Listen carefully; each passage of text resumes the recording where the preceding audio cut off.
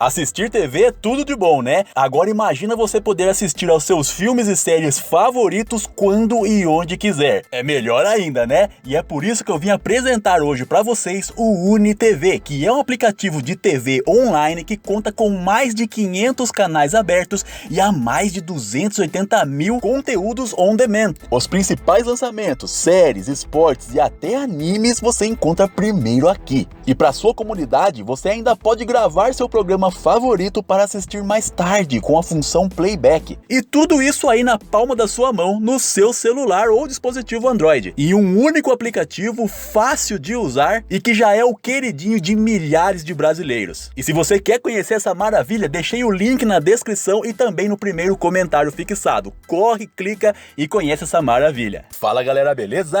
Tonerd na área para mais uma Tonerd Responde. Você aí manda suas perguntinhas cabulosas e o seu amigo Tonerd de sempre vai fazer o possível para respondê-las. E a Tonerd Responde de hoje tá casca grossa demais, galera. Muita pergunta interessante e as respostas mais loucas possíveis. Então já vai largando seu likezão aqui embaixo e já vai se inscrevendo no canal Tonerd com o sininho ativado. Por que que isso é importante? Além de apoiar o meu trabalho e continuar tendo as Tonerd Responde, que respondem as suas perguntinhas aí, aparecem sempre aqui no quadro, você ainda vai estar garantindo que você vai receber a notificação quando eu postar o banner da aba comunidade, beleza? Quando eu postar a Tonerd Responde, você vai poder mandar suas perguntinhas cabulosas também, certinho? E por isso que o sininho é tão importante. Agora, sem mais enrolação, bora pro vídeo.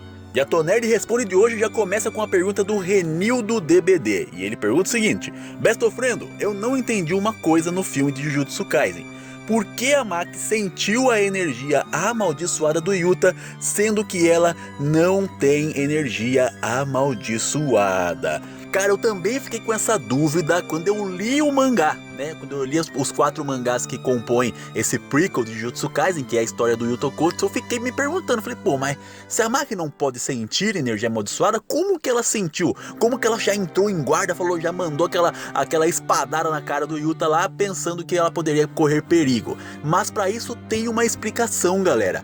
É a mesma coisa de você dar de cara com o urso. Você não tá sentindo a energia amaldiçoada do urso, mas o seu corpo sente a intimidação que aquela energia está passando. Então a Maki não sentiu a energia amaldiçoada do Yuta Okkotsu de forma alguma. Ela se sentiu intimidada com a presença daquele cara. Ela não sabia o porquê, mas ela se sentiu intimidada de tão poderosa que é a presença do Yuta Okkotsu.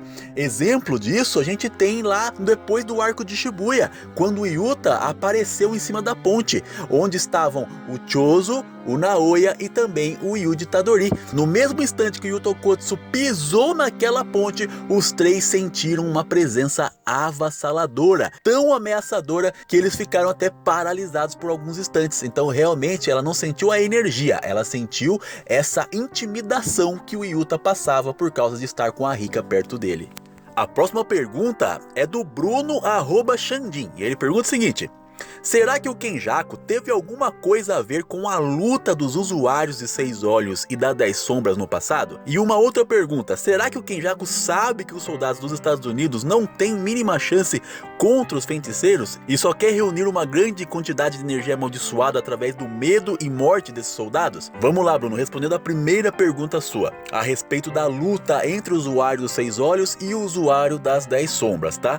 Eu acredito que não teve nada a ver com o Kenjaku, porque o próprio Kenjaku, o próprio Tengen diz pra gente no mangá que o Kenjaku havia tentado, né, no passado, não se fala quando, por 2 vezes fazer essa assimilação aí da humanidade com o Mestre Tengen, usar o Mestre Tengen para poder evoluir a raça humana. E ele foi parado pelo usuário dos 6 olhos que estava ali regente na época. Então realmente não é falado em nenhum momento que o Kenjaku manipulou ali as 2 famílias para eles lutarem entre si. A verdade é uma só: as 3 grandes famílias coexistem entre si porque as 3 são muito poderosas, sempre foram muito poderosas. Então elas meio que se suportam, entendeu? Tipo, você tá na escola e tem aquela galerinha que você gosta e tem aquela galerinha da sala que você não se dá bem, mas você tem que coexistir com as pessoas ali. Mas a qualquer momento, qualquer fagulhinha que joga, dá porrada, né? Então é mais ou menos assim que funciona essa relação. E o clã Zenin é muito orgulhoso. Então provavelmente foi uma briga entre clãs mesmo ali, e eles foram tirar um X1 e acabaram se matando. E a respeito da segunda pergunta, eu acredito que seja algo parecido com isso sim. Até o capítulo 202 deu uma pista pra gente, que alguma coisa aconteceu da noite do dia 14 até às 0 horas, né, do dia 16, que o Kenjaku conseguiu concluir a sua intenção, os seus planos ali com o jogo do abate. E esse dia 15 foi justo o dia que os soldados de todos os países, não só dos Estados Unidos, entraram ali nas barreiras. Então realmente essa entrada deles na barreira foi o que deu condições para o Kenjaku terminar aí, seja lá o que ele precisava concluir, para poder colocar o seu plano em prática e ir lá para peitar o Tengen. Então eu creio que a intenção real do Kenjaku era usar essas pessoas mesmo para serem mortas, para gerar uma energia amaldiçoada por algum motivo que nos vai ser revelado ainda no mangá de Jujutsu, espero que essa sexta-feira. A próxima pergunta é do Gray, e ele pergunta o seguinte: você acha que existe algum cidadão comum que sabe da existência dos xamãs? E a segunda pergunta: o Sukuna curtia o 4 braços do Ben 10? Pô, a pergunta... Ô Gray, tá de brincadeira comigo? Isso aqui é um quadro sério, rapaz, estamos aqui com seriedade. Eu acho que o Sukuna era brother, eu acho que eles eram irmão, viu? O 4 braços da Alienígena 4 braços com o Sukuna é irmão. Por que o Sukuna é o anjo caído? Ele veio do espaço, lógico. Sukuna era lá da mesma terra do 4 braços, do mesmo planeta, né? Da mesma dimensão, e veio brotar na Terra aqui, então tá tudo certo. E agora a respeito da primeira pergunta, sim, o mundo inteiro, galera, o mundo inteiro agora sabe da existência dos xamãs, de pessoas que têm esses poderes aí, além da imaginação que eles tinham antigamente. Então o mundo inteiro já sabe de tudo que está acontecendo no Japão, mas foi a partir de Shibuya, tá? Era uma coisa bem restrita ali, as escolas usavam barreiras para se protegerem, para aparecerem em escolas normais, né, faculdades normais, mas realmente depois que aconteceu em Shibuya, cara, o Japão ficou um caos. Então você acha que o mundo inteiro não ficou sabendo? O mundo inteiro sabe que tem alguma coisa estranha lá e que tem pessoas poderosas e monstros poderosos lá também. A próxima pergunta é da Molly. Ela pergunta o seguinte: como que a extensão territorial do jogo e Hanami em Shibuya não anulou a técnica do Gojo? Mesmo que a condição da técnica é acerto garantido, Gojo apenas reforçou o Mugen e isso burlou a extensão. Algo que pra mim não faz menor lógica. Se Gojo fizesse o mesmo numa expansão de domínio, não ia dar certo. Mesmo se a expansão de domínio e a extensão territorial, apesar de diferentes, a condição é a mesma. Tá, eu vou explicar pra você aqui o seguinte. Tá certo, você tá certa num ponto. Realmente, se seguirmos o que foi explicado pra gente pelo próprio Satoru Gojo no começo do mangá e do anime de Jujutsu Kaisen, não era pro Gojo, dentro de uma expansão de domínio, conseguir se defender com o seu Mugen, certo? Acho que essa é a questão aqui. O Mugen do Satoru Gojo foi suficiente para protegê-lo dos ataques lá em Shibuya do Jogo, Hanami e companhia, certo? Mas aí tem um porém que passa desapercebido por muitas pessoas, galera, que é a discrepância de poder entre as pessoas que estão ali, vamos dizer assim, no cabo de guerra dos domínios. Vamos pegar o exemplo do domínio, que fica mais fácil, a expansão de domínio completa, para ficar mais fácil pra gente entender. Lá no caso da luta do Satoru Gojo contra o Jogo, o que aconteceu lá, galera? O Jogo ativou a sua expansão de domínio antes do Satoru Gojo. Não foi isso que aconteceu? Ele ativou completamente o seu domínio e o Satoru Gojo não ativou a sua expansão de domínio ao mesmo tempo. Ou seja, não houve um cabo de guerra ali. A gente viu outros exemplos na obra, por exemplo no jogo do abate em Sendai, que quando um xamã percebia que o outro ia invocar a sua expansão de domínio, eles já todos invocaram ao mesmo tempo. Porque eles sabiam que se eles não invocassem, eles poderiam ser mortos dentro daquela expansão. Então eles invocam juntos para se formar esse cabo de guerra e anular assim o ataque assertivo de todas as expansões, de todos os que estão envolvidos. O Gojo não fez isso. Então por quê? Por que ele não foi ali completamente derretido pela expansão do Jogo, que tinha acerto garantido e hit kill na sua expansão? O próprio Jogo fala isso: pô, mas era pra esse cara, só de ter caído na minha expansão, era pra ele estar derretido, era pra ter virado lava de vulcão, e não aconteceu nada. E isso se dá por causa da discrepância de poder entre o Satoru Gojo e o seu adversário. E no caso aqui, como eu usei o Jogo, vamos pegar o Jogo como exemplo. O Satoru Gojo é tão mais poderoso do que o Jogo que ele consegue se manter ainda com o Mugen ativo dentro da expansão de domínio por algum momento. Não é assim para sempre. Se o Satoru Gojo não chamasse a sua expansão de domínio também ali, aí em algum momento o seu Mugen iria ser desativado e ele iria receber o dano, o hit kill da expansão do jogo. Então por isso que ele já fez ali, já pegou, já chamou a sua expansão. Mas ele mostrou ali isso, que ele é tão mais poderoso que ele consegue meio que burlar por algum tempo esse hit kill usando as suas técnicas dentro de uma expansão, coisa que não era para acontecer, mas isso se dá por causa do grande poder e diferença de poder que o Satoru Gojo tem dos adversários que nós vimos ele lutando até agora. Então por isso que a extensão de domínio não funcionou no primeiro lance ali, eles não conseguiam já acertar os golpes no Satoru, a gente via que a mão chegava mais perto, mas não conseguia acertar o Satoru Gojo, certo? É por causa disso, por causa do imenso poder do Gojo em relação a eles. Mas é claro, se a luta continuasse ali, o próprio Satoru mesmo em seus pensamentos estava falando isso, que o negócio ia complicar para ele. Se ele não conseguisse usar suas técnicas, as coisas iam ficar feias para ele. Então realmente é isso que aconteceu lá, tá? Não foi erro de narrativa, não foi do autor da obra. Realmente ele mostra pra gente que o Satoru Gojo estava sim recebendo danos, mas ainda assim conseguia manter o seu Mugen ativado por algum momento, mesmo dentro de uma expansão ou lutando com pessoas usando extensão de domínio, tá? A gente tem até o exemplo lá que o Satoru Gojo põe a mão naquele meteorito do jogo quando ele faz a expansão e a mão do Satoru queima. Então ali o seu Mugen já estava tremulando dentro da expansão, pronto para ser desativado. Então ele chama a sua expansão de domínio e faz o cabo de guerra e ganha com muita facilidade, inclusive.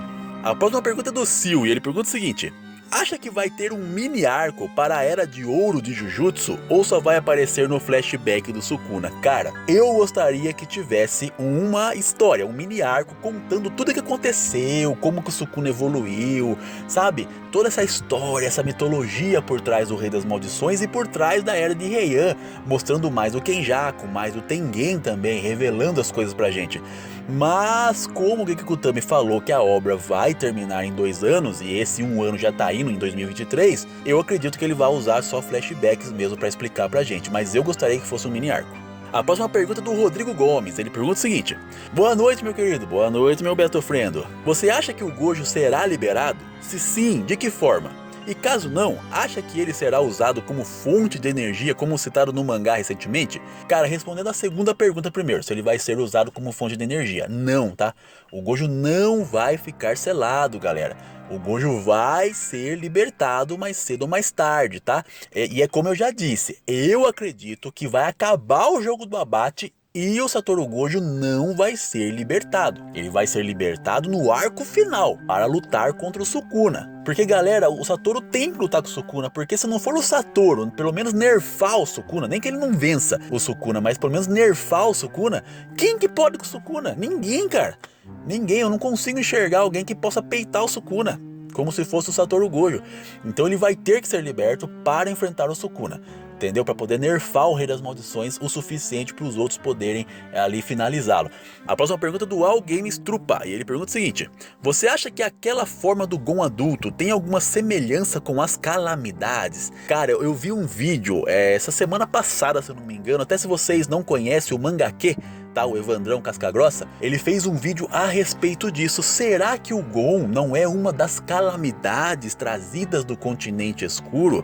Esse vídeo é muito interessante, galera. Se eu conseguir aqui o link, eu vou deixar na descrição. Se não tiver na descrição, vai no canal Mangake e na playlist Hunter x Hunter. Muito top esse vídeo do Evandrão, cara, casca grossa. Até eu pensei em fazer um vídeo em cima desse, dando os créditos pra ele, mas não tive tempo ainda.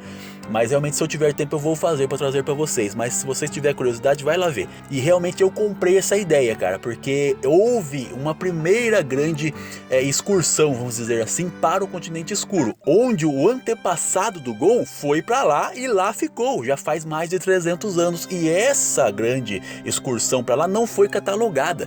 Entende, galera? Então realmente há grandes possibilidades sim do Gon ser uma das calamidades vindas do continente escuro. Talvez um híbrido de calamidade com humano, não sei, cara, mas realmente o Gon tem algo obscuro, a família Freaks tem algo obscuro ligado diretamente ao continente escuro. Cara, como que tem um cara vivendo lá que tem essas calamidades terríveis que podem aniquilar a humanidade, apenas uma pode aniquilar a humanidade, e o cara tá há 300 anos lá escrevendo lendo os livros e mostrando lá os mapas, aonde tem isso, onde tem aquilo. Cara, o cara não é normal, na é verdade? Então realmente eu acho que a família Freaks tem alguma ligação sim com as calamidades, com o continente escuro. A próxima pergunta é do The Legendary. Ele pergunta o seguinte: se o Toji Fushiguro conhecesse o roxo, ele poderia vencer o Gojo? Caso não, ele poderia se ele estivesse no auge? Tá, eu vou explicar por que ele fala isso se ele estivesse no auge, tá? Porque naquela época, galera, o Toji Fushiguro tinha parado já há algum tempo, alguns anos, de ser o assassino de xamãs. Ele tinha parado, ele virou um gigolô. Ele só ali conhecia mulheres, sei lá, na internet, em algum lugar, mulheres ricas. Ele se envolvia com essas mulheres para elas bancarem ele. Então ele parou de caçar xamãs, ele estava enferrujado. Ele mesmo diz: pô, tô perdendo o jeito, tô enferrujado. Na verdade, ele fala isso quando ele ataca o Gojo pela primeira vez. E realmente, eu acredito, mesmo enferrujado, se ele tivesse conhecimento prévio da técnica roxo do clã Gojo, ele teria grandes chances sim de contornar a técnica e ter saído vivo dessa batalha, porque talvez vencer o Gojo ele não conseguiria, mas ele poderia ali usar alguma coisa para distrair o Gojo e ele, ó, rapar fora, fugir da luta enquanto ele estava vivo ainda. Então realmente, se ele tivesse conhecimento, eu acho que sim, ele teria grandes chances nesse combate aí com o Satoru, porque a lança invertida do céu anula também o vazio roxo, entendeu, galera? Porque o vazio roxo ele é o quê? Essencialmente, ele é uma multiplicação da energia negativa, certo? Então se ele é energia negativa em sua essência, ele pode ser anulado pela lança invertida do céu também.